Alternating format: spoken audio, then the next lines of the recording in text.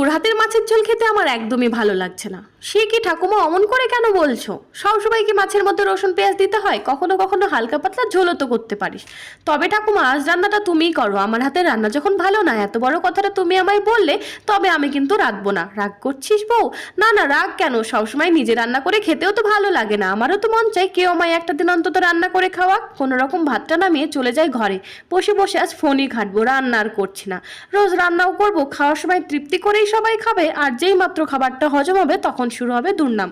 ও নাথ বউ, ওই যে আবার ডাক পড়েছে। আয় শিগগিরই রান্নাটা কর, খেয়ে যে আবার আমায় বাড়ি ফিরতে হবে। না ঠাকুমা, আজকে রান্নার দায়িত্বটা আমি একদমই নিতে পারবো না। হাত ধরে টানতে টানতে রান্নাঘরে গিয়ে খুন্তি ধরিয়ে বলে, আমি তো মজা করছিলাম, আমি যেমন করে বলছি সেই মতন রান্না কর, দেখবি খুব ভালো লাগবে। আমার শাশুড়ির মায়ের হাতের এই মাছের কাসন পোড়া খেয়ে দেখ। বাহ ঠাকুমা, আমি তো সত্যিই মাছ রাঁধতে পারতাম না, আজকে রান্নাটা যেন মুখের স্বাদই বদলে দিল।